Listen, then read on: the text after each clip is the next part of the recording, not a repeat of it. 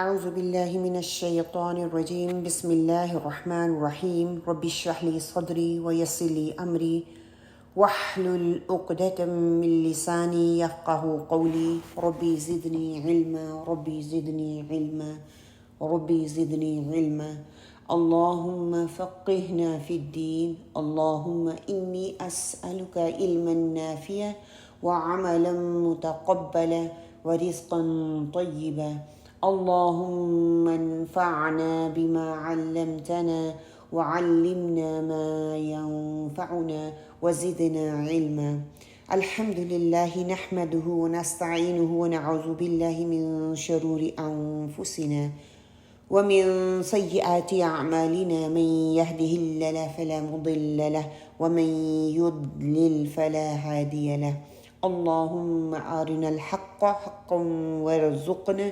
اتباعه وأرنا الباطل باطلا وارزقنا اجتنابه الحمد لله رب العالمين والصلاة والسلام على أشرف الأنبياء والمرسلين نبينا محمد وعلى آله وصحبه أجمعين الله رب لا أشرك به شيئا اللهم لا سهل إلا ما جعلته سهلا وأنت تجعل الحزن سهلا إذا شئت وتوكل على العزيز الرحيم الذي يراك حين تقوم وتقلبك في الساجدين إنه هو السميع العليم وأفوض أمري إلى الله إن الله بصير بالعباد الحمد لله بنعمته تتم الصالحات الحمد لله على كل حال اللهم ثبتنا عند الموت بلا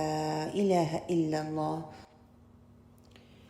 اللهم اجعلني أحبك بقلبي كله وأرضيك بجهدي كله اللهم أهدني وسددني اللهم أهدنا وسددنا اللهم أهدني واهدني به آمين اللهم آمين اللهم صل على محمد وعلى آل محمد كما صليت على إبراهيم وعلى آل إبراهيم إنك حميد مجيد اللهم بارك على محمد وعلى آل محمد كما باركت على إبراهيم وعلى آل إبراهيم إنك حميد مجيد السلام علیکم ورحمۃ اللہ وبرکاتہ۔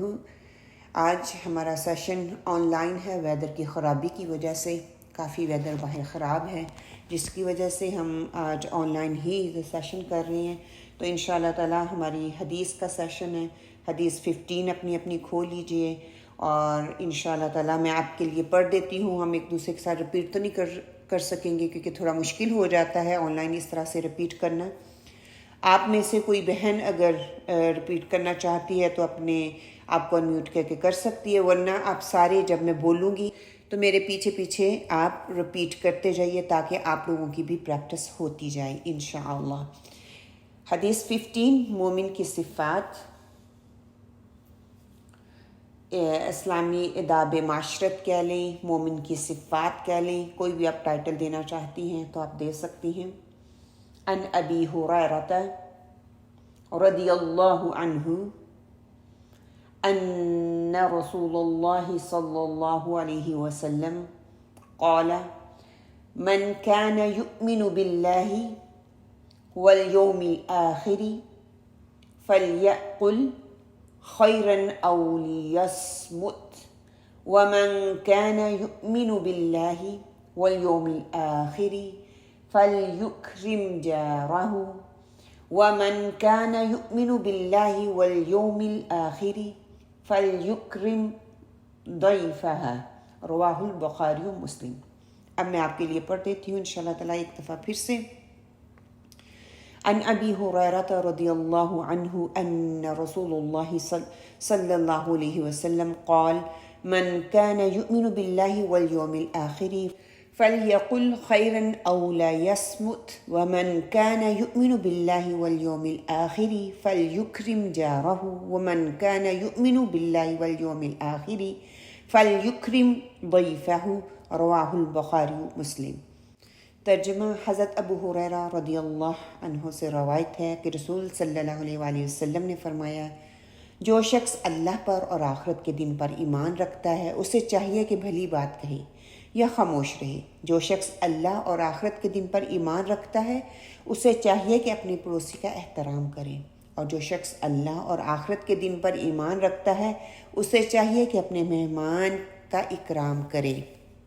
عن ابی ہریرہ رضی اللہ عنہ ان رسول اللہ صلی اللہ علیہ وسلم قال من كان يؤمن بالله واليوم الآخر فليقل خيرا أو ليصمت ومن كان يؤمن بالله واليوم الآخر فليكرم جاره ومن كان يؤمن بالله واليوم الآخر فليكرم ضيفه۔ اب میں حدیث جو ہے لفظ بالفظ ترجمہ آپ لوگوں کے سامنے رکھ دیتی ہوں۔ عن ابی ہریرہ رضی اللہ عنہ ان رسول اللہ صلی اللہ علیہ وآلہ وسلم قال، ابو ہریرہ سے روایت ہے، انہوں نے کہا کہ بے شک رسول صلی اللہ علیہ وآلہ وسلم نے فرمایا، من کان، جو کوئی ہے، یؤمن، ایمان رکھتا، باللہ، اللہ پر، والیوم الآخری، اور آخرت کے دن پر، فلیقل خیرن، پس چاہیے کہ کہے اچھی بات، بھلی بات، خیر والی بات، او یسمت، یا پھر چاہے کہ چپ رہے، خاموشی اختیار کرے، ومن کان، اور جو کوئی ہے، یؤمن باللہ، ایمان رکھتا اللہ پر، والیوم الآخری، اور آخرت کے دن پر، فلیکرم، پس چاہیے کہ اکرام کرے، عزت کرے، احترام دے، جارہ، اپنے پڑوسی کا، ومن کان، اور جو کوئی ہے، یؤمن، ایمان رکھتا، باللہ، اللہ پر، والیوم الآخری، اور دن پر آخرت کے، فلیکرم، پس چاہیے کہ عزت کرے، تکریم کرے، احترام کرے، ضیفہ، اپنے مہمان کی، رواہ البخاری و مسلم۔ باقی احادیث کی طرح بہت ہی پیاری اور خوبصورت حدیث، ایمان کا پورا پیکج کہہ لیں، ایک مومن کے لیے پورا پیکج ہے یہ۔ عام طور پر ہم سمجھتے ہیں نا کہ ایمان، اللہ پر ایمان لانا، اس کی کتابوں پر ایمان لانا، اس کے فرشتوں پر ایمان لانا، اس کے رسولوں پر ایمان لانا، آخرت کے دن پر ایمان لانا ہے، اور یہ ماننا صرف دل کے اندر ہے، یا زیادہ سے زیادہ ہم کیا کرتے ہیں کہ زبان سے اس کا اقرار کر دیتے ہیں اور اسی کو ہم سمجھتے ہیں کہ یہ کافی ہے۔ لیکن یہ حدیث ہمیں بتاتی ہے کہ ایمان صرف دل کے یقین اور زبان کے اقرار کا نام نہیں ہے۔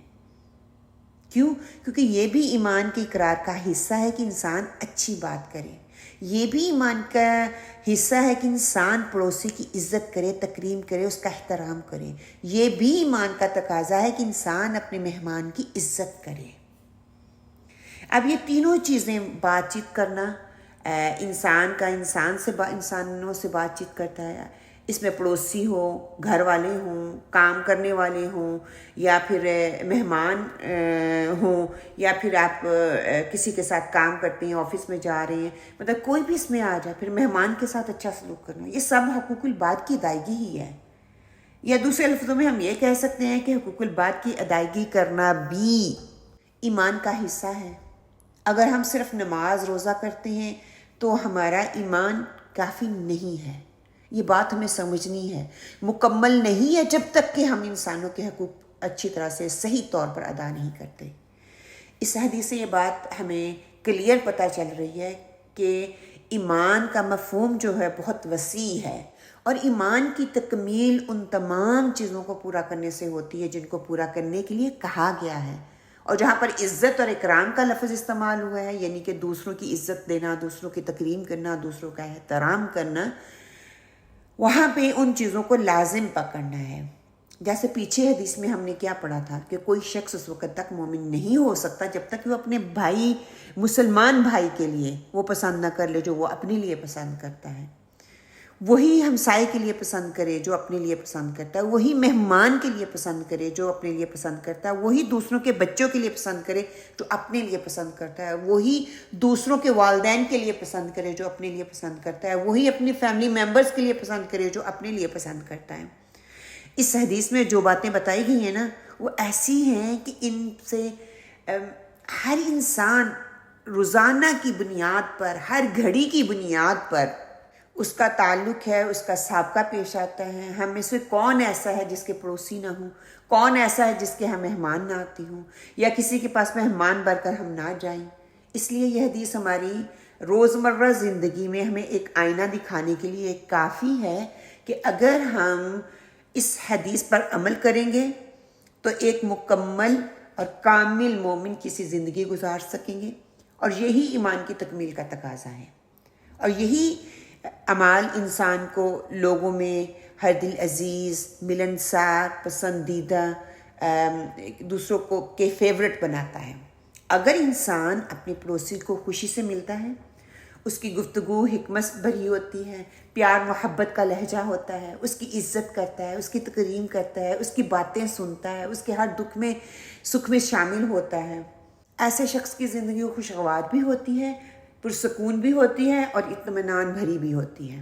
اس حدیث کے بہت سے اور طرق بھی ہیں، جس طرح کہ پہلے بھی ہم نے تقریباً ہر حدیث کے ساتھ دوسرے طریقوں کو بھی دیکھا ہے، تو چلیں وہ بھی دیکھ لیتے ہیں انشاءاللہ تعالیٰ۔ بخاری کی روایت میں آتا ہے، ابو شدہ ادوی کہتے ہیں، میرے دونوں کانوں نے سنا اور دونوں آنکھوں نے دیکھا جب رسول صلی اللہ علیہ وآلہ وسلم گفتگو فرما رہے تھے، یعنی کہ پوری طرح وہ توجہ سے سن رہے تھے اور دیکھ بھی رہے تھے۔ آپ صلی اللہ علیہ وسلم نے فرمایا، جو شخص اللہ پر اور آخرت کے دن پر ایمان رکھتا ہو وہ اپنے پڑوسی کا اکرام کرے، اور جو شخص اللہ پر اور آخرت کے دن پر ایمان رکھتا ہو وہ اپنے مہمان کی دستور کے موافق ہر طرح سے اس کی عزت کرے۔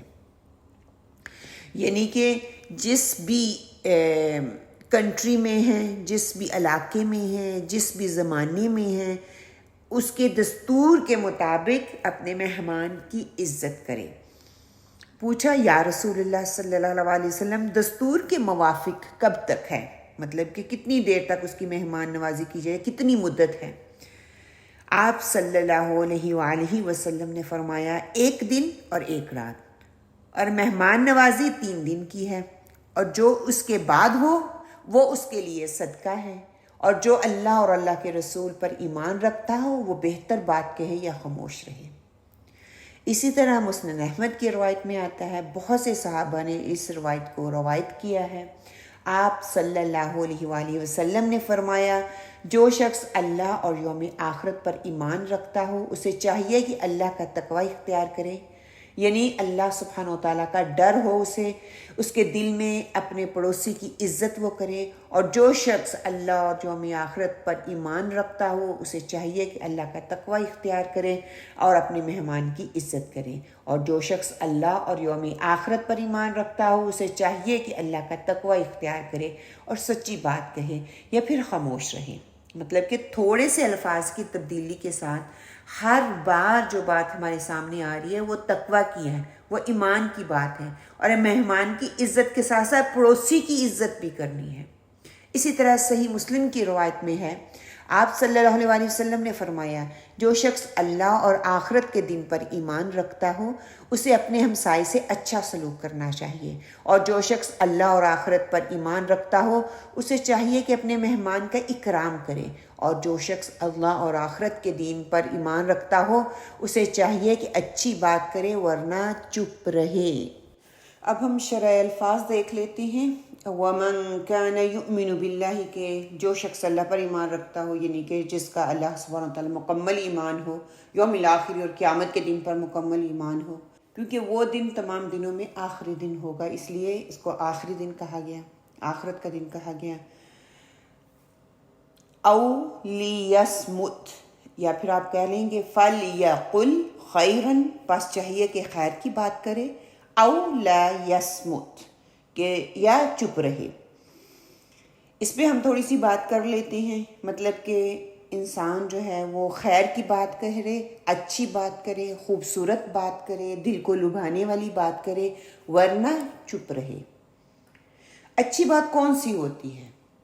مطلب کہ وہ باتیں جن سے اللہ سبحانہ و تعالیٰ خوش ہوتے ہوں، جس میں سب سے اوپر پہلے نمبر پر اللہ سبحانہ و تعالیٰ کا ذکر کرنا ہے، تسبیح کرنا ہے، حمد و ثنا کرنا ہے۔ سب سے بہترین شکر الحمدللہ ہے جو ہماری زبان ادا کرتی ہے، اور دعا الحمدللہ ہے۔ قرآن کی تلاوت کرنا، علم سیکھنا اور سکھانا، کیونکہ وہ بھی زبان سے ہی ہوتا ہے۔ نیکی کا حکم دینا اور برائی سے روکنا، وہ بھی زبان سے ہوتا ہے۔ اس کے درجے ہیں لیکن زبان جو ہے اس میں اہم کردار ادا کرتی ہے۔ یہ سب جو ہے فی ذات ہی اچھا ہے، بہت اچھا ہے، یعنی کہ اس کے بارے میں کوئی دوسری رائے ہمیں ملتی ہی نہیں ہے کہ یہ ٹھیک نہیں ہے، یہ درست نہیں ہے، ٹھیک ہے۔ جو بھی زبان اللہ کا ذکر ادا کرتی ہے، ہر وقت وہ اللہ کے ذکر سے تر رہتی ہے، اس کا شکر ادا کرنے والی ہو، اس سے بہتر اور کوئی بات ہو ہی نہیں سکتی۔ دیکھیے، انسان کی زبان سے جو بھی بات نکلتی ہے وہ بذات خود یا تو انجام کے لحاظ سے اچھی ہوتی ہے یا وہ انجام کے لحاظ سے بری ہوتی ہے۔ اس لیے رسول صلی اللہ علیہ وسلم کا ارشاد ہے نا کہ آدمی زبان سے جو کلمہ بولے بھلائی کا بولے یا وہ خاموش رہے۔ علماء کہتے ہیں کہ آدمی کی نیکی یا بدی اس کی زبان کے کنارے میں ہے، سو اگر اسے نیکی کے کاموں میں استعمال کرے گا تو اس کی شان بڑھائی جائے گی، لیکن اگر آزاد چھوڑ دے گا تو وہ اسے گھڑے میں گرا دے گی، یعنی کہ زبان انسان کو زمین پر گرا دیتی ہے یا تخت پر بٹھا دیتی ہے۔ امام شافعی کا قول ہے، وہ کہتے ہیں کہ جب کوئی شخص بات کرنے کا ارادہ کرے تو اس سے پہلے اپنی زبان اور گفتگو کے بارے میں سوچے اور دیکھے کہ اس میں اس کے لیے کوئی نقصان تو نہیں ہے۔ اگر معلوم ہو کہ اس میں نقصان ہے یا نقصان کا کوئی پہلو نظر آتا ہے یا شک کا کوئی پہلو بھی گزرے تو رک جائے، کہ انسان اتنی ہی بات زبان سے نکالے جتنی ضرورت ہے، جتنا مقصد ہے۔ جس طرح اپنا مال انسان اتنا ہی خرچ کرتا ہے جتنی ضرورت ہوتی ہے، اگر وہ ضرورت سے زیادہ کرتا ہے تو نقصان اٹھاتا ہے۔ اسی طرح زبان کا بھی ویسے ہی استعمال کرے جتنی کی استعمال کرنے کی ضرورت ہے، اس سے زیادہ نہ کرے۔ آپ صلی اللہ علیہ وآلہ وسلم کا ارشاد ہے، عافیت اور سلامتی کے 10 حصے ہیں، ان میں سے 9 حصے اللہ سبحانہ وتعالیٰ کے ذکر کے علاوہ خاموش رہنے میں ہیں۔ اللہ کا ذکر سب سے ٹاپ پہ، اس کے بعد 9 حصے جو ہیں عافیت اور سلامتی کے، اس میں خاموش رہنا سب سے بہتر ہے، سب سے افضل ہے۔ یہ بھی نہیں کہ ہر وقت ہی خاموش رہا جائے، کہیں پہ خاموش رہنا آپ کے لیے نجات کا ذریعہ، اور کہیں پہ بولنا، کچھ کہنا، کسی کو سمجھانا، کچھ بتانا آپ کے لیے نجات کا ذریعہ ہو سکتا ہے۔ کسی عارف سے پوچھا گیا کہ آپ نے خاموشی کیوں اختیار کی؟ تو انہوں نے جواب دیا کہ مجھے خاموشی رہنے میں کبھی بھی پریشانی اور افسوس نہیں ہوا، جبکہ گفتگو کرنے پر کتنی مرتبہ میں نادم بھی ہوا اور پریشان بھی ہوا، پریشانی بھی اٹھانی پڑی۔ اسی طرح حضرت علی رضی اللہ کی زبان کے بارے میں کچھ اشعار ہیں جو میں آپ کے سامنے رکھوں گی۔ وہ کہتے ہیں، کبھی ایسا ہوتا ہے کہ انسان زبان کے پھسلنے سے موت کے منہ میں چلا جاتا ہے، جبکہ پیر کے پھسلنے سے مرتا نہیں، اور زبان کا بول گردن کٹوا دیتا ہے، جبکہ پیر پھسلنے کا زخم بھر جاتا ہے لیکن زبان کا زخم نہیں بھرتا۔ اچھا، آپ لوگوں کے خیال میں اچھی بات کیا ہو سکتی ہے؟ ہم اس پہ بعد میں بات کرتے ہیں، میں تھوڑی سی چیزیں، تھوڑے سے پوائنٹ آپ کے سامنے رکھ دوں، اور اگر کوئی پوائنٹ رہتا ہوا تو آپ اس میں پھر ایڈیشن کر دیجئے گا۔ سب سے پہلے بات تو اچھی بات میں آ جاتی ہے کہ کسی دوسروں کو سلام کرنا، یہ بھی ایک ذکر کا ہی حصہ ہے، زبان سے ہم کر رہے ہیں تو یہ خیر میں آ جائے گا۔ سچی بات کرنا، کسی کو اچھی نصیحت کر دینا، کسی کا حال پوچھ لینا، کسی کا دل خوش کر دینا، کسی کے لیے اس کو اچھا مشورہ دے دینا، اچھے اخلاق سے اس کے ساتھ پیش آ جانا، غمگین ہو اگر کوئی تو اس کے دکھ میں اس میں شامل ہو جانا، اگر اس کو کسی وقت کی لوگوں کو حوصلے کی ضرورت ہوتی ہے اس کی حوصلہ افزائی کر دینا، کسی کی بات غور سے سننا، یہ بھی بہت بڑی نیکی ہے۔ اس وہ بات سننے کے بعد فوراً سے اس پہ ریئیکٹ نہ کرنا، یہ بھی اچھی بات ہے. اچھی طرح سے اس کو گائیڈ لائن دینا، یہ بھی اچھی بات ہے. یہ ساری مطلب کہ اچھی باتوں میں یہ چھوٹی چھوٹی چیزیں جو ہیں نا، ہمیں غور سے اگر ہم زندگی گزاریں گے، دوسروں کا خیال رکھتے ہوئے زندگی گزاریں گے، تو یہ جو ہے اللہ سبحانہ تعالیٰ ہمیں توفیق دیتے جائیں گے کہ ہم دوسروں کے لیے زبان سے اچھے الفاظ کا استعمال کریں. اور یہ بھی ہے کہ ہم اپنے دماغ کو سوچتے ہیں نا، جب جو دماغ میں سوچتے ہیں، جو دل میں چل رہا ہوتا ہے، وہ زبان پہ آنے میں دیر نہیں لگتی. تو اس لیے اچھا اچھا سوچا کریں، اچھا اچھا پھر بولا کریں. بولنے سے پہلے تولا کریں. وہ کہتے ہیں نا کہ بولنے سے پہلے تول لو، تو پہلے تولیں، دیکھیں کہ اگر اسی سچویشن میں، اسی حالات میں، اسی مشکل میں، پریشانی میں ہوں، تو لوگ مجھے کس طرح سے یا کیسے الفاظ کا استعمال کر کے میری ہمدردی کریں. تو ویسے ہی الفاظ کا چناؤ آپ دوسروں کے لیے استعمال کریں.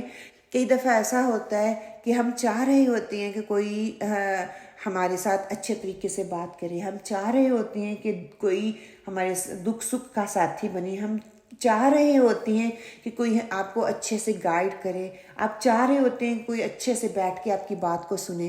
تو وہ ساری چیزیں جو ہیں یہ نیکی میں گنی جاتی ہیں.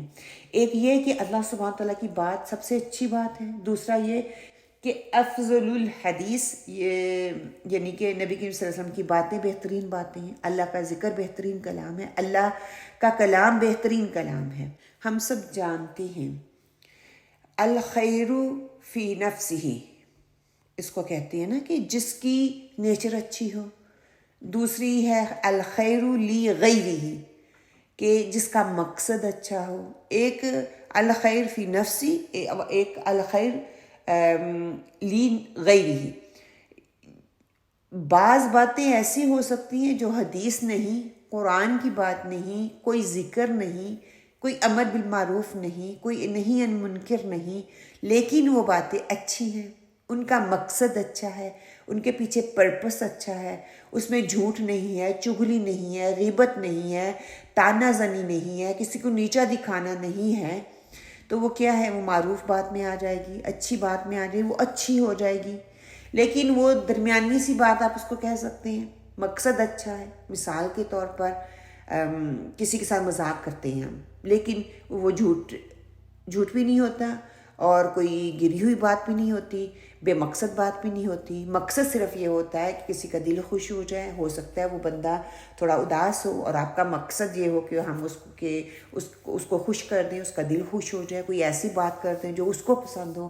کبھی کسی سے چھیڑ چھاڑ ہم کر دیتے ہیں صرف دل کو بہلانے کے لیے. کوئی انسان بڑا ہی خاموش ہے، سوچ رہا ہے، آپ کو لگتا ہے کہ یہ انسان ایسا نہیں ہے، اس کے دل میں کوئی کچھ چل رہا ہے یا یہ پریشانی کا اس کو سامنا ہے، کچھ بھی، تو کیا ہے، ہم چھیڑ چھاڑ اس کے ساتھ شروع کر دیتے ہیں دل بہلانے کے لیے. تو یہ درست ہے، لیکن یہ نہیں ہو سکتا کہ بات اچھی ہو اور طریقہ غلط ہو. اس چیز سے منع کیا جا رہا ہے.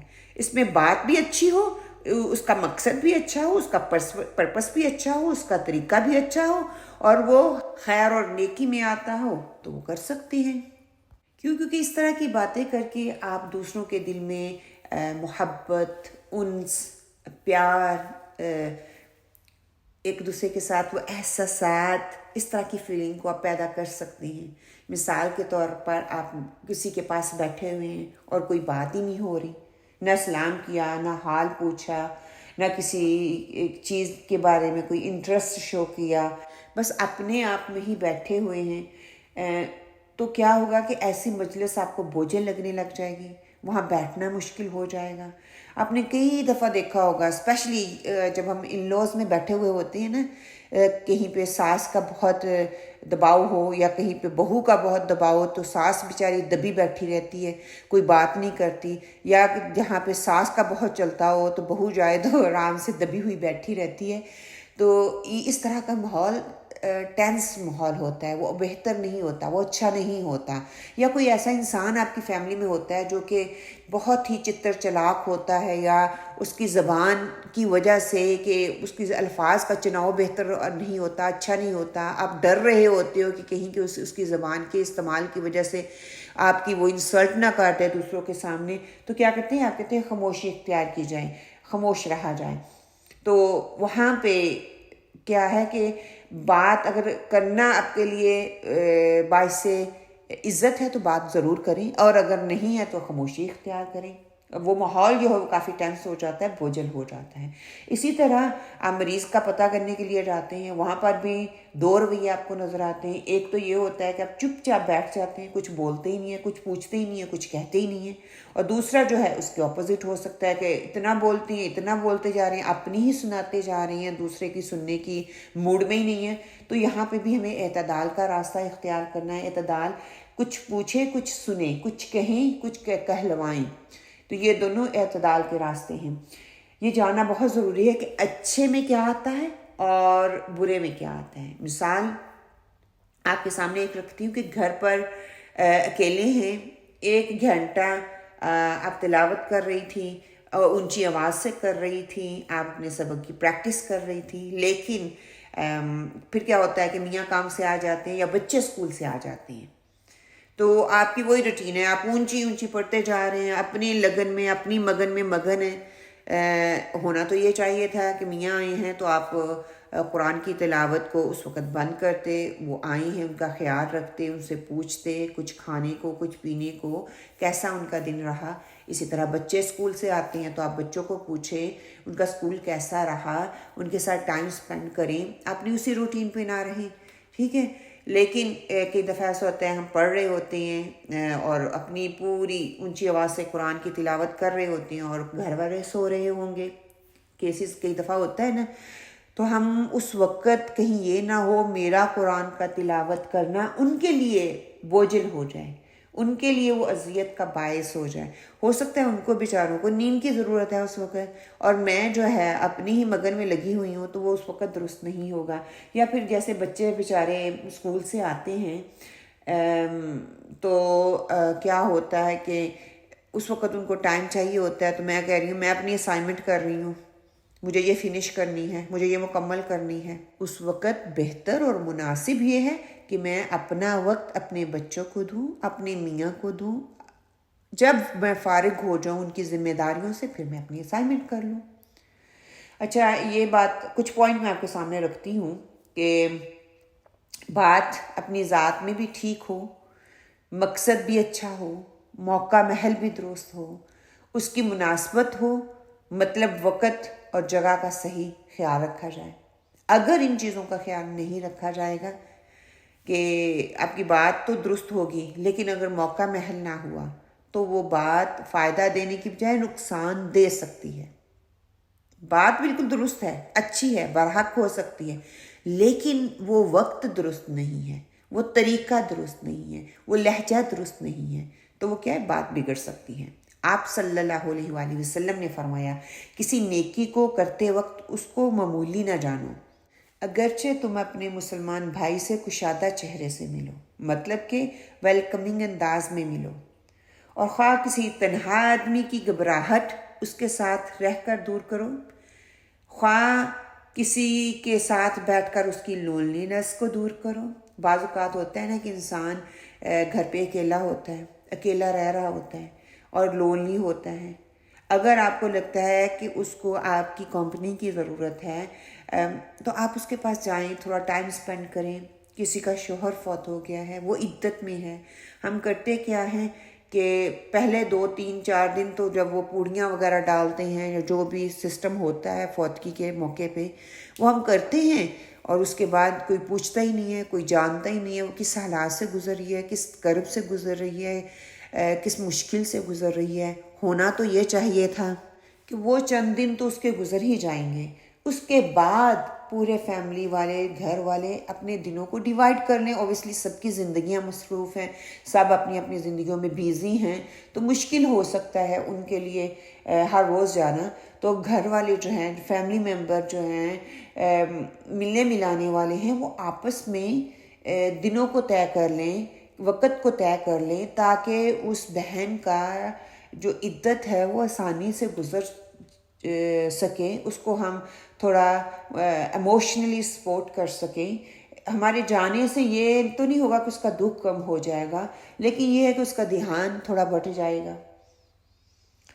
پھر اگلی بات جو کی جا رہی ہے وہ کی جا رہی ہے فَلْيُكْرِمْ جَارَهُ، اپنے ہمسائے کی عزت کرے۔ جو شخص اللہ اور آخرت پر ایمان رکھتا ہو اسے چاہیے کہ پڑوسی کی عزت کرے، اس کا احترام کرے، اس کی تکریم کرے، اس کے ساتھ احسان کرے، اس کی تکلیف کو دور کرے، اس کی باتوں کو برداشت کرے۔ یہ بھی حقوق الباد میں ایک اہم حقوق ہے نا، پڑوسی کے حقوق۔ اسلامی معاشرے میں پڑوسی کو بہت اہمیت حاصل ہے، اور اس میں ہر قسم کے پڑوسی مراد لیے گئے ہیں، وہ مسلمان ہو، وہ کافر ہو، وہ نیک ہو، وہ بد ہو، وہ دوست ہو، وہ دشمن ہو، عزیز و اقارب، سارے جو ہے چھوٹے بڑے ہر لیول کے اس میں آ سکتے ہیں۔ جاننے اور سیکھنے کی بات یہاں پہ جو ہے کہ پڑوسی کے ساتھ معاملہ عزت، تکریم اور احترام کا ہونا چاہیے، رسپیکٹ والا ہونا چاہیے۔ جان اور مال کی حفاظت کے ساتھ ساتھ بار بار عزت کی بات کی جا رہی ہے۔ وہ پڑوسی گھر کے اعتبار سے ہو، وہ کام کے اعتبار سے ہو، وہ مسافر کے اعتبار سے ہو، کسی بھی طریقے سے ہو، وہ ہمارا ہمسایہ یا ہمارا پڑوسی ہی کہلائے گا۔ اسی طرح سے سورہ النساء میں اللہ سبحانہ وتعالیٰ فرماتے ہیں آیت نمبر 36 میں، ترجمہ ہے رشتہ دار پڑوسی، اجنبی پڑوسی اور پہلو کے ساتھ والے سے حسن سلوک سے پیش آؤ۔ مطلب یہ کہ آپ اکٹھے سفر کر رہے ہیں تو آپ ایک دوسرے کے پڑوسی ہیں، وہ جہاز کا سفر ہو، وہ ٹرین کا سفر ہو، وہ بس کا سفر ہو، دکان پر کچھ خریدنے کے لیے اکٹھے جا رہے ہیں تو وہ آپ ایک دوسرے کے پڑوسی ہیں، کلاس میں بیٹھے ہوئے ہیں ایک دوسرے کے ساتھ تو آپ ایک دوسرے کے پڑوسی ہیں۔ آپ صلی اللہ علیہ وسلم نے فرمایا جبرائیل مجھے پڑوسیوں سے حسن سلوک کی تاکید مسلسل کرتے رہے کہ میں نے سمجھا کہ پڑوسی کو میراث میں شریک کر دیں گے۔ یہ متفق علیہ کی حدیث ہے۔ جس شخص کے پڑوسیوں سے تعلقات اچھے ہوں اس کی زندگی کہتے ہیں اطمینان والی اور سکون سے گزرے گی۔ کیوں؟ کیونکہ پڑوسیوں کا دائرہ کار کہاں تک ہے؟ پہلے تو ہمیں یہ پتہ ہی نہیں ہے کہ ہمارے پڑوسی کون ہیں، ہمارے نیکسٹ ڈور نیبر کون ہیں۔ یہاں پہ رہتے ہوئے تو بالکل ہی ہمیں اندازہ نہیں ہوتا لوگ کس کرب سے کس تکلیف سے گزر رہے ہیں، ہمارے ہمسائے کو کس چیز کی ضرورت ہے۔ پاکستان میں تو اتنا اچھا ماحول ہوتا تھا کہ سارے صرف پڑوسیوں کی نہیں پورے محلے کی خیر و خبر ہوتی تھی، کیا ہو رہا ہے، کیا چل رہا ہے، کون بیمار ہے، کس کی فوتگی ہو گئی ہے۔ یہاں پہ تو پاس والا بندہ، پاس والے ہمسائے جو ہیں کتنی کرب تکلیف سے گزر رہے ہیں، ان کے کوئی بیمار ہے، کوئی فوت ہو جاتا ہے، کوئی باہر ہم دیکھتے ہیں کہ ہلچل ہو رہی ہے تو پتہ چلتا ہے کہ کچھ معاملہ ہوا ہے، ورنہ کوئی پتہ ہی نہیں چلتا۔ تو یہاں پہ کہا جا رہا ہے کہ پڑوسیوں کا دائرہ کار کہاں تک ہے، اس کے حوالے سے مختلف آراء ہمیں ملتی ہیں۔ کچھ کہتے ہیں کہ 40 گھر مطلب کہ جو دائرہ کار میں آتے ہیں اگر لیا جائے اس لحاظ سے کہ 10 گھر فرنٹ کے، 10 بیک کے، 10 رائٹ کے، 10 لیفٹ کے، تو یہ 40 گھر ہو جاتے ہیں۔ لیکن ہمیں ہمسائے کا ہی نہیں پتہ، اپنی گلی میں جتنے گھر ہیں ان کا ہی نہیں پتہ، کون سے گھر میں کون رہ رہا ہے یہی نہیں پتہ، ہم نے مدد کیا کرنی ہے۔ حضرت عائشہ رضی اللہ تعالیٰ سے مروی ہے، وہ کہتی ہیں کہ میں نے نبی کریم صلی اللہ علیہ وسلم سے پوچھا اگر میرے 2 پڑوسی ہوں تو میں کس کو ہدیہ دوں یا کس کو ہدیہ بھیجوں۔ کئی دفعہ ہوتا ہے نا آپ کے پاس چیز دینے والی ایک ہوتی ہے، لوگ زیادہ ہوتے ہیں، تو پوچھا کہ مجھے چوائس ہو تو میں کس کو دوں۔ تو پھر آپ نے دیکھیں آپ صلی اللہ علیہ وسلم نے کتنا خوبصورت جواب دیا، اس میں چوائس کی بات نہیں، پسندیدگی کی بات نہیں۔ آپ صلی اللہ علیہ وسلم نے فرمایا جس کا دروازہ تم سے زیادہ قریب ہو، وہ میرے اپنے ہوں، وہ میرے دشمن ہوں، وہ گورے ہوں، نان مسلم ہوں، ان سے مجھے تکلیف ہو، مجھے کرب ہو، ہونا تو یہ نہیں چاہیے۔ دیکھیں دوسروں کی ہمسایوں کا ہم خیال رکھیں، یہاں پہ اسپیشلی رہتے ہوئے ہماری جو دیوار ہوتی ہے دوسرے گھر میں کیا ہو رہا ہے اس کی آواز ہمیں آ رہی ہوتی ہے، اٹھنا ہے، بیٹھنا ہے، بچے کھیل رہے ہیں، رات کا خیال کیا جائے، باہر بنے رکھ رہے ہیں اس وقت خیال کیا جائے۔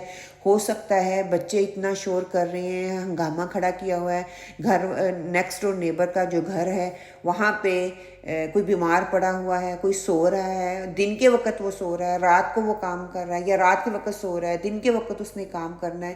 یہ چھوٹی چھوٹی چیزیں جو ہے اس کا خیال رکھا جائے۔ باہر جاتے ہیں تو بنیں اپنی رکھنے کے ساتھ ساتھ ہمسایوں کی بنیں بھی رکھنے۔ معلوم ہے کہ وہ آنٹی جو ہے وہ بوڑھی ہیں، باہر ویدر خراب ہے، ان کے لیے نکلنا خطرے سے خالی نہیں ہے، وہ گر سکتے سکتی ہیں، ان کو چوٹ آ سکتی ہے، تو آپ نکلیں، اپنی بنیں رکھی ہیں ساتھ میں، ان کی بھی رکھ دیں، باہر رکھی ہیں یا آپ نے اندر رکھنی ہے، جو بھی سسٹم ہو.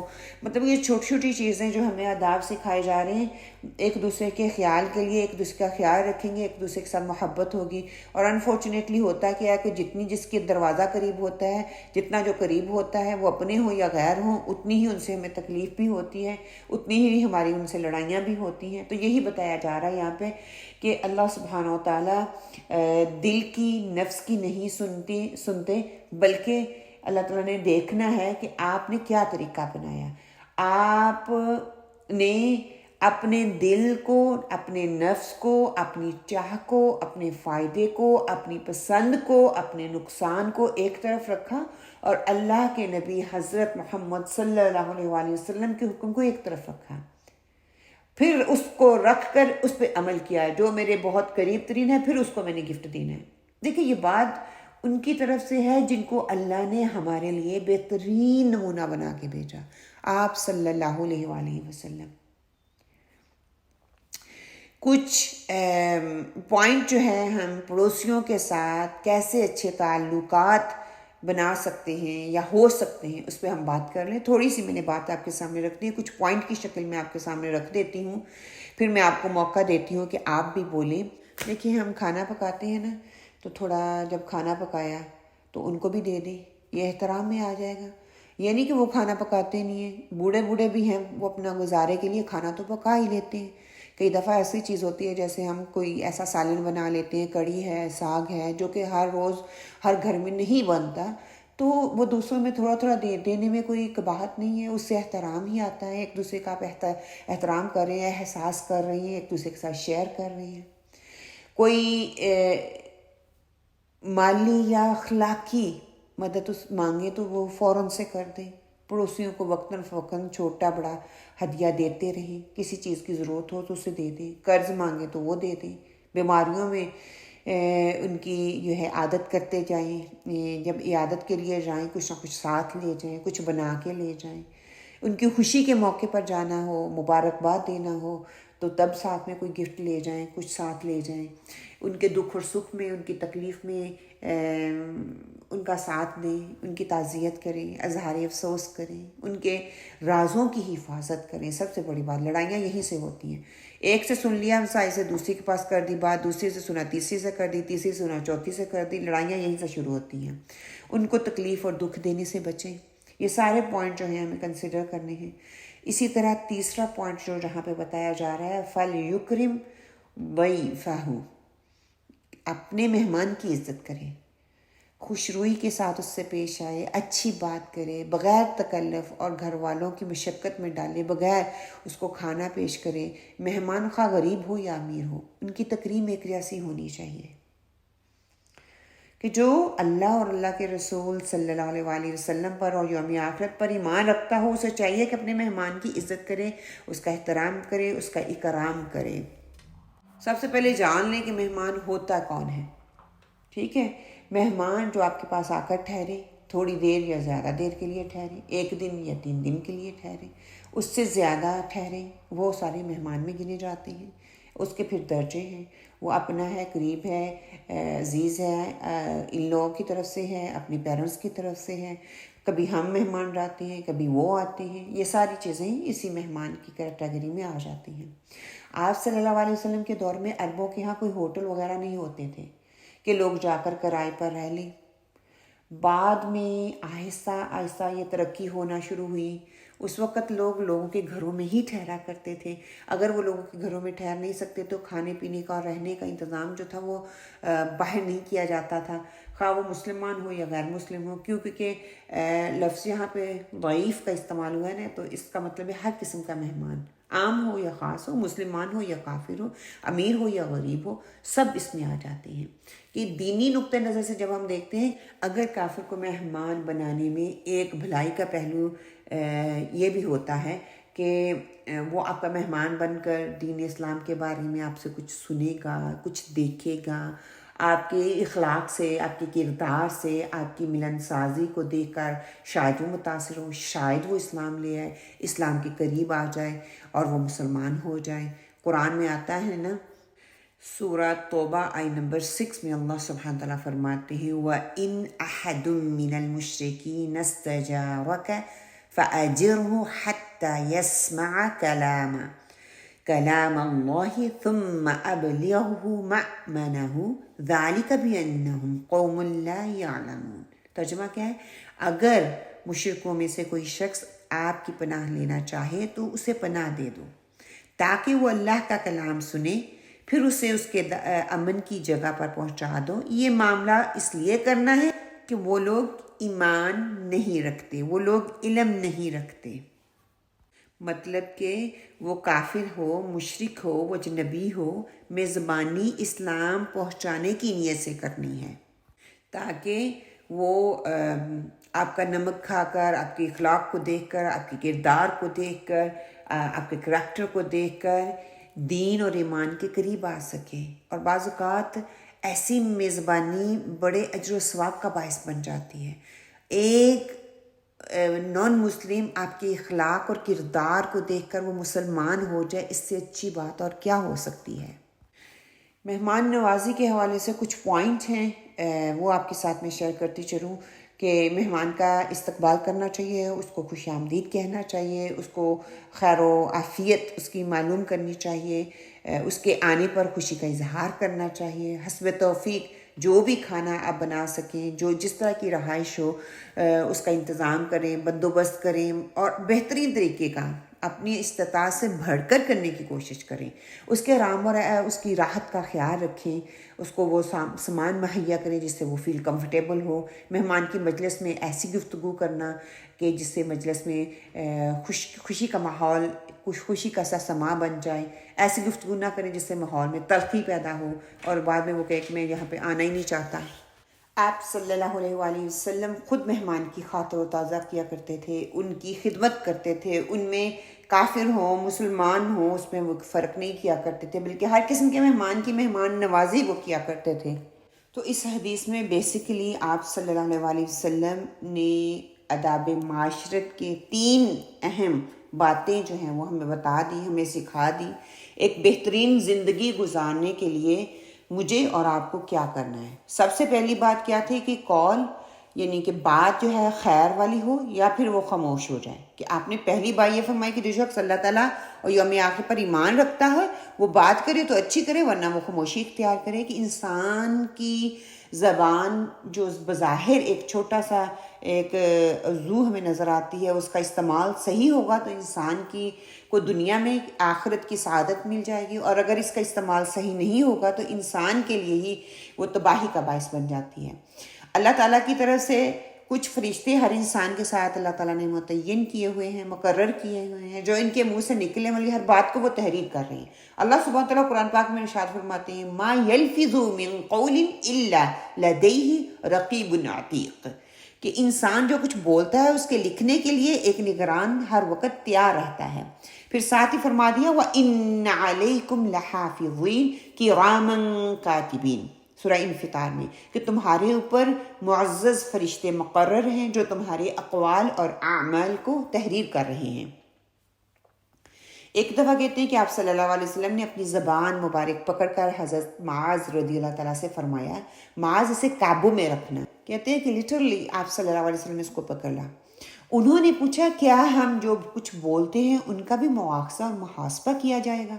آپ صلی اللہ علیہ وسلم نے فرمایا بہت سے لوگوں کو منہ کے بل جہنم میں لے جانے والے عمل ان کی زبانوں کی کٹائی ہی ہیں، یعنی کہ وہ جو گفتگو کرتے ہیں وہ ان کی زبانوں کی وجہ سے ہی وہ منہ کے بل جہنم میں گرائے جائیں گے۔ کہ یہ زبان ہی ہے انسان کو جو عزت و تکریم دیتی ہے، یہ زبان ہی انسان کو نیچے گراتی ہے، یہ زبان ہی ہے انسان استعمال کر کے دوسروں کو نیچا دکھانے کی کوشش کرتا ہے۔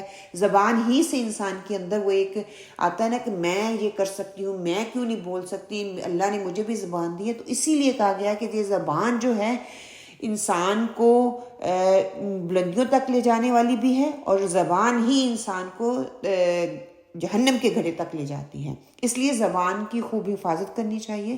انسان جب بھی بات کرے تو اچھی کرے، ورنہ وہ خاموشی اختیار کرے۔ کیونکہ جو زیادہ باتیں کرے گا اس کی غلطیاں اور گناہ بھی زیادہ ہوں گے۔ اس لیے آپ نے ایک مرتبہ ایک موقع پر فرمایا تھا کہ جو خاموش رہا وہ نجات پا گیا۔ جو شخص مجھے اپنے 2 جبڑوں کے درمیان والے عضو زبان اور اپنی 2 ٹانگوں کے درمیان والے عضو یعنی کہ شرمگاہ کی ضمانت دے گا، میں اسے جنت کی ضمانت دیتا ہوں۔ یہ آپ صلی اللہ علیہ وسلم کی حدیث کا مفہوم ہے۔ ایک دفعہ آپ صلی اللہ علیہ وسلم سے پوچھا گیا کہ کون سی چیز لوگوں کو جنت میں لے جائے گی؟ آپ صلی اللہ علیہ وسلم نے فرمایا وہ 2 چیزیں ہیں، خوف الہی اور حسن اخلاق۔ پھر آپ سے پوچھا گیا کہ سب سے زیادہ کون سی چیز لوگوں کو جہنم میں لے جائے گی؟ فرمایا وہ 2 چیزیں یعنی کہ زبان اور شرمگاہ۔ اسی طرح اس کے علاوہ بہت سی احادیث زبان کی حفاظت پر جو ہے ہمیں مل جاتی ہیں۔ آپ صلی اللہ علیہ وسلم نے فرمایا جو شخص اللہ اور یوم آخر پر ایمان رکھتا ہے وہ بات کرے تو اچھی کرے ورنہ وہ خاموش رہے۔ آج کی جو حدیث ہے نا اس کے بھی تو یہی الفاظ ہیں نا۔ اب کچھ احادیث ہمسایوں کے حوالے سے دیکھ لیتے ہیں کہ جس کی تکلیف اور ایذا سے ہمسایہ محفوظ نہ ہو، یہ حدیث کا مفہوم ہے۔ ایک اور دوسری حدیث میں ہمیں ملتا ہے کہ جس کی تکلیفوں اور دکھوں سے ہمسایہ مامون نہ ہو وہ جنت میں نہیں جائے گا، مطلب کہ محفوظ نہ ہو اس کی ہمسایہ جو ہے۔ اسی طرح آپ صلی اللہ علیہ وسلم نے فرمایا جو شخص اللہ اور اللہ کے رسول پر ایمان رکھتا ہے اسے اپنے ہمسایوں کے ساتھ حسن سلوک رکھنا چاہیے، جو آج ہم نے حدیث پڑھی۔ بہرحال اس حدیث کے اور بھی طرق ہیں، جیسے صحیح مسلم کی حدیث ہے۔ آپ صلی اللہ علیہ وسلم نے فرمایا اللہ تعالیٰ کے نزدیک بہترین ساتھی وہ ہے جو اپنے ساتھیوں کے حق میں اچھا ہو، اور اللہ تعالیٰ کے نزدیک بہترین ہمسایہ وہ ہے جو اپنے ہمسایوں کے حق میں اچھا ہو۔ جامع ترمذی کی یہ حدیث ہے۔ آپ لوگوں نے یہ حدیث سنی ہوئی ہوگی، بچپن سے ہم سنتے آ رہے ہیں کہ ایک عورت بڑی عبادت گزار تھی، دن کو وہ روزہ رکھتی تھی، رات کو وہ تہجد پڑھتی تھی، مگر پڑوسیوں کے حق میں وہ بہت ہی بری تھی، اچھی نہیں تھی، انہیں تکلیف پہنچاتی تھی۔ تو آپ صلی اللہ علیہ وسلم نے اس کے متعلق کیا فرمایا کہ وہ جہنم میں جائے گی۔ مسلم احمد کی ہے، مشکات کی یہ حدیث ہے۔ اسی طرح پڑوسی کو اذیت پہنچانا حرام کے درجے میں آتا ہے، اور اس کی عزت و آبرو پر حملہ کرنا گناہ کبیرہ میں آ جاتا ہے۔ آپ صلی اللہ علیہ وسلم سے دریافت کیا گیا کہ سب سے بڑا گناہ کیا ہے؟ آپ صلی اللہ علیہ وسلم نے فرمایا کسی کو اللہ کے ساتھ ہمسر بنانا، یعنی کہ اللہ کے ساتھ شریک ٹھہرانا، حالانکہ اس نے تنہا تم کو پیدا کیا۔ پوچھا گیا اس کے بعد کون سا گناہ؟ آپ صلی اللہ علیہ وآلہ وسلم نے فرمایا اپنے بچے کو اس ڈر سے قتل کرنا کہ وہ تمہارے کھانے میں شریک ہو جائے گا۔ پوچھا گیا پھر اس کے بعد کون سا گناہ ہے؟ آپ صلی اللہ علیہ وسلم نے فرمایا اپنی پڑوسی کی بیوی سے زنا کرنا۔ یہ متفق علیہ کی حدیث ہے۔ اسی طرح بخاری میں آتا ہے، صحیح بخاری کی حدیث ہے یہ، آپ صلی اللہ علیہ وسلم نے ارشاد فرمایا اللہ کی قسم وہ مومن نہیں، اللہ کی قسم وہ مومن نہیں، اللہ کی قسم وہ مومن نہیں۔ دریافت کیا گیا کون اے اللہ کے رسول صلی اللہ علیہ وسلم؟ تو آپ صلی اللہ علیہ وسلم نے فرمایا جس کے پڑوسی اس کی شرارتوں سے محفوظ نہ رہیں۔ پڑوسی کی عیب گیری اور مذمت یہاں پہ کی جا رہی ہے، اس کے ساتھ گالی گلوچ کرنا، اس کے ساتھ برا سلوک کرنا، اس کو برا بلا کہنا، اس کی دولت جائیداد پر قبضہ کرنا اسلامی شریعت میں حرام ہے، کیونکہ یہ ساری ہی پڑوسیوں کو اذیت پہنچانے کی مختلف صورتیں ہیں۔ اور آپ صلی اللہ علیہ وسلم نے فرمایا تھا کہ قریب ترین، حضرت عائشہ کی حدیث میں نے آپ کو پڑھ کے سنائی کہ قریب ترین پڑوسی وہ ہے جس کا دروازہ آپ کے قریب ترین ہے، آپ کے ساتھ لگتا ہے۔ پھر یہ کہ واضح رہے کہ پڑوسیوں کی 3 قسمیں ہیں جو ہمیں سمجھ میں آتی ہیں، بتائی گئی ہیں۔ وہ کیا ہے کہ کافر پڑوسی جسے صرف پڑوس کا حق حاصل ہے، مسلمان پڑوسی جسے اسلام اور پڑوس کی وجہ سے دوہرا حق کا حاصل ہے، اور مسلمان رشتہ دار پڑوسی ہونے کی وجہ سے اس کو 13 مسلمان بھی ہے، وہ پڑوسی بھی ہے، رشتہ دار بھی ہے، اس کے 3 حق ہو جائیں گے، ٹھیک ہے۔ مہمان نوازی واجب ہے۔ آپ صلی اللہ علیہ وسلم نے فرمایا ضیافت 3 دن کی ہے، 1 دن اور 1 رات عطیہ ہے۔ اس کے بعد کیا ہے؟ مہمان پر جو کچھ خرچ کیا جائے گا وہ صدقے میں آ جائے گا۔ کسی مہمان کے لیے جائز نہیں کہ میزبان کے پاس گناہ گار کر دینے کی حد تک ٹھہر جائے کہ اس کو گناہ گار کر دے، اس کی برداشت سے زیادہ ہو جائے، وہ اس کو برداشت نہ کر سکے، اس کے لیے تنگی کا باعث بن جائے۔ لوگوں نے پوچھا اللہ کے رسول کیسے اسے گناہ گار کرے گا؟ آپ صلی اللہ علیہ وسلم نے فرمایا اتنی مدت تک اس کے پاس ٹھہرے کہ اس کے پاس اس کی ضیافت کے لیے کچھ بچے ہی نہ، کچھ رہے ہی نہ۔ صحیح مسلم کی یہ حدیث ہے۔ مطلب کہ ہر لحاظ سے اس میں آ جاتا ہے، رہائش کے اعتبار سے، کھانے کے اعتبار سے، صبر کے اعتبار سے، ملن ملانے کے اعتبار سے، اخلاقیت کے اعتبار سے، ہر چیز اس میں آ جائے گی۔ پھر ایک دفعہ آپ نے کبائر کا ذکر کرتے ہوئے سب سے پہلے شرک کی بات کی، اس کے بعد روزی کے ڈر سے جو قتل کیا، ابھی میں نے آپ کے سامنے حدیث رکھی، پھر ہمسائے کی بیوی سے زنا کا ذکر کر کے بتایا کہ وہ ایسا کرتا ہے۔ حالانکہ زنا جس سے بھی کیا جائے بذات خود وہ بہت بڑا گناہ ہے، لیکن ہمسائے کی بیوی سے زنا کی شناعت مزید بڑھ جاتی ہے۔ اس طرح آپ نے فرمایا جب سالن پکاؤ تو پانی میں شوربہ تھوڑا سا زیادہ کر لو، ہمسایوں کے گھر بھی بھیج دو۔ صحیح مسلم کی یہ حدیث ہے، بہت سے میں احادیث مل جاتی ہیں مہمان نوازی کے حوالے سے، ہمسایوں کے حوالے سے۔ خیر، مہمان نوازی کے حوالے سے اب اگلی حدیث لے لیں کہ مہمانوں کی عزت، مہمانوں کی تکریم بھی اخلاقی حسنہ میں سے ہی ہے۔ حضرت ابراہیم علیہ السلام کے بارے میں آتا ہے کہ وہ کبھی اکیلے کھانا نہیں کھاتے تھے، کوئی مسلمان آ جاتا تو بہتر، ورنہ وہ کسی کو بلا کر پھر کھانا تناول کرتے تھے، پھر کھاتے تھے۔ مہمان کے آنے پر ناگواری محسوس کرنا اسلام اور اخلاق کے منافی چیز ہے۔ اگر کوئی اپنی قسمت کھاتا ہے، آ جاتا ہے، اس کے لیے مہمان کی آمد پر تنگ دل ہونے کی بجائے خوشی کے ساتھ، اچھے طریقے کے ساتھ اس کی میزبانی کرے، اچھا سلوک اس کے ساتھ کرے۔ اگر اچھا سلوک نہ کیا تو پھر وہ مہمان بن کر جب وہ آئے گا تو اس کی خاطر مدارت میں بھی کمی رہ جائے گی، کیونکہ ہم اس انسان کو یا اس بندے کو پسند ہی نہیں کر رہے کہ وہ آئے اور مہمان نوازی کرے۔ تو اس لیے خوش دلی کے ساتھ جو بھی کریں خوش دلی سے کریں۔ آپ صلی اللہ علیہ وسلم سے کسی شخص نے پوچھا کہ اگر میں کسی کے یہاں مہمان ٹھہروں اور وہ میرے ساتھ اچھا سلوک نہ کرے، بعد میں کس وقت وہ میرا مہمان بنے تو میں کیا کروں؟ اس سے بدلہ لوں یا مہمان نوازی کروں؟ تو آپ صلی اللہ علیہ وسلم نے فرمایا جس کا اللہ تعالیٰ پر اور یوم آخر پر ایمان ہے وہ اپنے مہمان کی تکریم کرے۔ عرض کیا گیا حضور کب تک؟ آپ نے فرمایا کہ پرتکلف کھانا 1 دن اور 1 رات اور ضیافت 3 دن تک، اس کے بعد خدمت اور تازہ جو ہے وہ صدقے میں گنی جائے گی۔ چلتے وقت بھی اس کو اتنا خرچ دینا چاہیے کہ ایک منزل تک وہ پہنچ جائے۔ اب دیکھا ہوگا کہ ہمارے بڑے جو تھے جب مہمان جاتا تھا تو اس کو کچھ نہ کچھ دے کے کھانا ہوتا تھا، یا کوئی فصل وغیرہ ہوتی تھی اس میں سے کچھ حصہ دیتے تھے یا پیسے دیتے تھے، کچھ نہ کچھ دے کے الوداع اس کو کرتے تھے، خالی ہاتھ نہیں مہمان کو جانے دیتے تھے نا۔ ابھی بھی یہ رواج کہہ لیں یا رسم کہہ لیں، بہت سے جگہوں پہ ایسے ہی ہے کہ وہ مہمان کو خالی ہاتھ نہیں جانے دیتے۔ تو کیا ہے، تحفہ تحائف دیتے رہا کریں مہمانوں کو۔